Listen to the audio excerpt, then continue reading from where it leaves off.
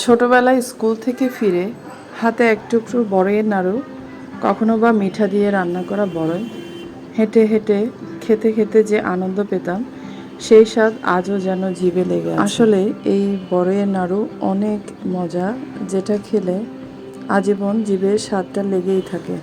এই আচার বা নাড়ু বিভিন্ন জেলায় বিভিন্ন নামে পরিচিত হলেও এর জনপ্রিয়তা একই রকম।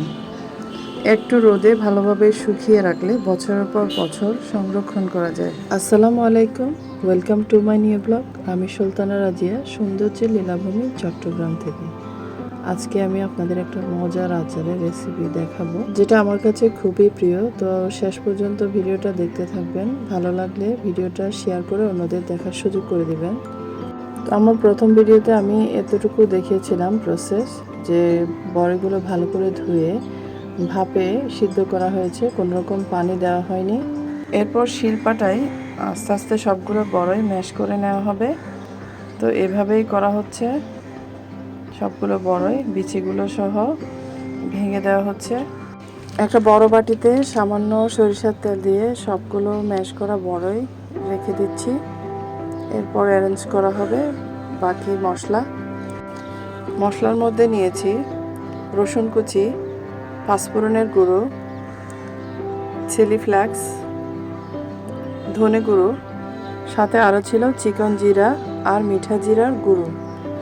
এই মশলাতে আচারের ফ্লেভারটা চমৎকার হয়। সবগুলো উপকরণ কিন্তু অ্যাড করতে হবে আচারে। এখানে নেওয়া হয়েছে চিনি আর লবণ। তো সবগুলো উপকরণ একে একে ম্যাশ করা বড়ইয়ের মধ্যে এখন দিয়ে দেব। বড়ইয়ের মৌসুমে আমার আম্মা সবচেয়ে বেশি বানিয়ে রাখতেন এই আচারটা।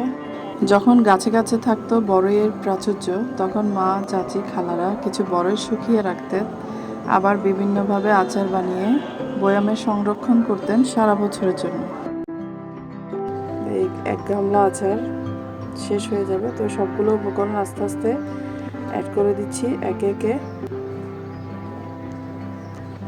এখানে চিনি আর লবণ সবার শেষে দিলাম। এখন ভালো করে মাখিয়ে নেব সবগুলো উপকরণ, যাতে মিক্স হয়ে যায়। এখানে খেজুরের গুড় দিতে পারলে বেশি ভালো হয়, আচার অনেক জুসি হয়। তো আজকে আমাদের কাছে খেজুরের গুড় ছিল না, তাই আমরা চিনি অ্যাড করেছি। তো চিনি অ্যাড করে কয়েক ঘন্টার জন্য রেখে দিয়েছি। মিঠা দিলে এভাবে সাথে সাথে বানিয়ে ফেলতে হবে, বেশিক্ষণ রাখতে হয় না। তো যেহেতু আমরা চিনি দিয়েছি, এটা নরম হওয়ার জন্য আমরা অনেকক্ষণ রেখে দিয়েছি। তো পরন্ত বিকেলে দু বোন গল্প করতে করতে বসে নাড়ুগুলো বানিয়েছি। তো লাড্ডুগুলো যাতে দেখতে সুন্দর লাগে, তার জন্য হালকা মশলা নিয়েছি। এগুলো আপনারা স্কিপ করতে পারেন, এগুলো না দিলেও চলবে। এমনিতে আচারটা খেতে দুর্দান্ত হয়েছে। আমরা খাচ্ছি আর বসে বসে নাড়ু বানাচ্ছি গোল গোল শেপ দিয়ে। তো ইচ্ছা করলে এগুলো একদম একটা ট্রেতে বিছিয়ে বিভিন্ন শেপে আপনারা কেটে নিতে পারেন। পরে এগুলো একটু শুকিয়ে অথবা নর্মাল ফ্রিজে রেখে বছর জুড়ে খেতে পারবেন। পুরোনো দিনের অনেক কিছুই হারিয়ে যাচ্ছে, কিন্তু এমন কিছু স্বাদ আছে যা প্রজন্ম থেকে প্রজন্ম স্মৃতি হয়ে বেঁচে থাকে। বড়ইয়ের নাড়ু ঠিক তেমনই একটি ঐতিহ্য। তো কেমন লেগেছে পুরো প্রসেসটা, আচারটা দেখতে কেমন হয়েছে, কমেন্টে সবাই জানাবেন। তো ভালো লাগলে ভিডিওটা সবার কাছে শেয়ার করে দিবেন। সবাই ভালো থাকবেন, সবার জন্য অনেক অনেক শুভকামনা।